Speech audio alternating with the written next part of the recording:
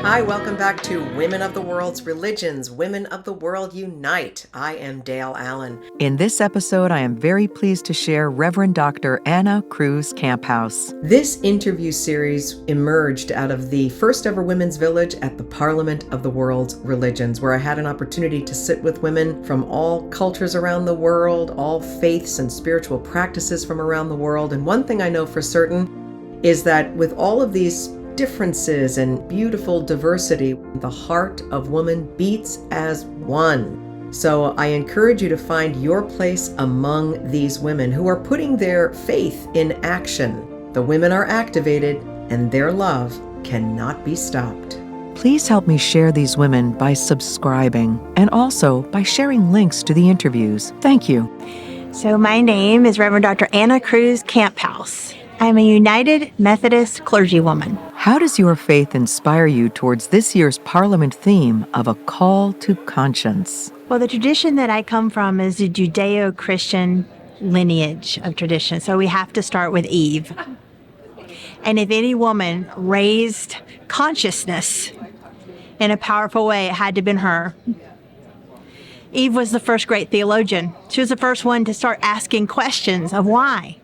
She was the first one to start thinking about who we are, why we do things, why we don't do things. What is it that we're going to do in actually getting this fruit of knowledge from this tree for ourselves?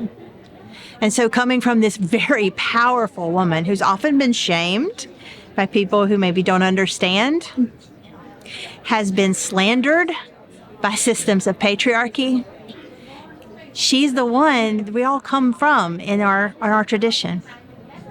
And so she is the one that calls us to be conscious, to think about divine things, to question, to learn, to grow. Yes, she also took on some things that are hard in doing that. There was a penalty. Somehow ignorance has a sort of bliss, but it does not have fulfillment. And it does not procreate what could be in the next generation. Because a consequence of what she did was that she had to go through childbirth, which also meant she was going to have babies. She was going to birth something new. So when we learn, we grow, we go through pain, we go through transformation, we go through some suffering, but we birth things that are new. Sometimes they're people, sometimes they're ideas, sometimes they're new venues or new dreams or new transformative ideologies that kind of lead us towards a growth that we had not envisioned before. Because every time we learn something, we do grow. Not everything is easy to learn, but once you have it, that knowledge, when combined with experience, turns into wisdom. And that's the wisdom that we embody as women and wisdom that we can then offer to the next generation as well. How does your faith inform you to protect the dignity and human rights of women? So in the Christian tradition, we have these beautiful stories of Jesus empowering women.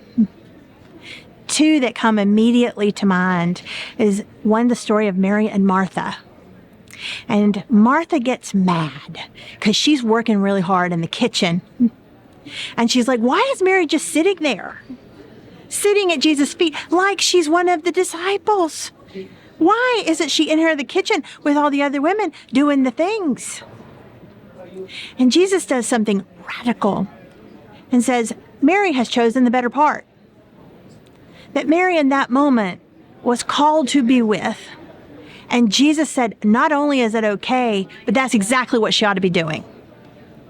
And so Jesus breaks down that barrier. But to put a finer and more important point on it, the very first preacher ever, the first evangelist, the first person to ever hear the good news of the resurrection was Mary Magdalene, who was very special and precious to Jesus. She was the one, when all the guys left, it was the women at the cross. And it was Mary Magdalene at the tomb that first has a long conversation with what she thought to be the gardener. And then all of a sudden it's Jesus. And even Paul worked with women. So many stories in the early Christian tradition of the empowerment and the gift of women in ministry. Now, through many, many, many generations of the alignment, starting with Constantine, of the Christian church and the state, it became kind of aligned with patriarchy in ways that were detrimental to women overall.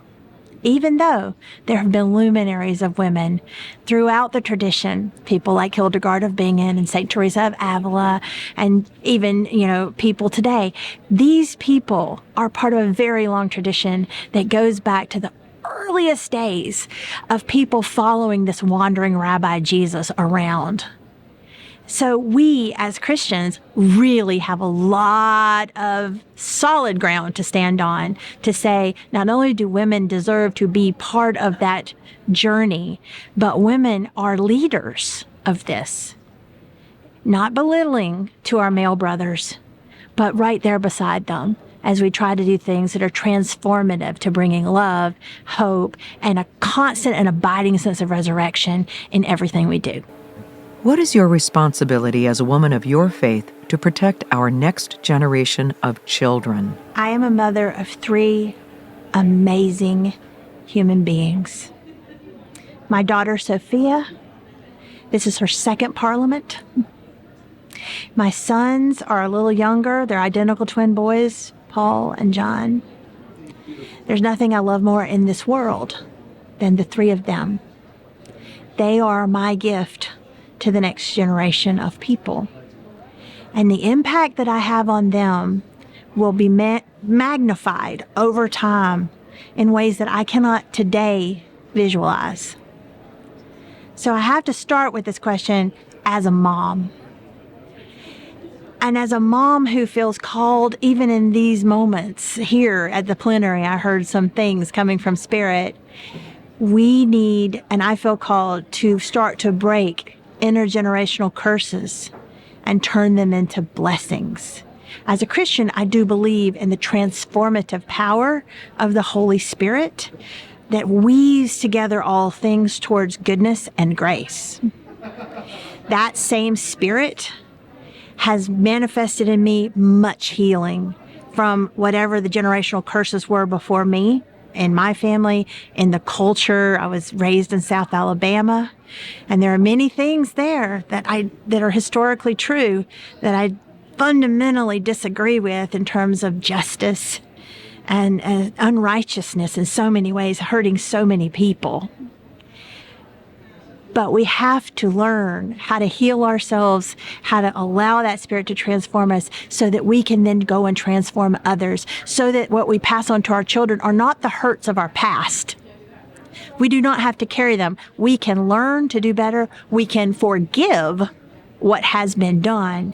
And then at that clean slate, start to build something together that is a transformative, powerful, abiding, peace-loving and giving, flowing presence, abiding with others in a way that provides spaces for meaningful and sacred conversations, teaching people how to listen wisely, deeply, and well, so that we can rehumanize what has been dehumanized, so that the world that we are creating with our children, not for them, but with them, that they are creating for the children that have not yet to be born. They are little people. They are adults in the making, and we have to respect them as such. They will teach us more than we teach them in so many ways. And as we change to do better by them, they will take that energy and pass it forward. This is my prayer. Image and likeness of the divine. Sunrise from the night, bring your color.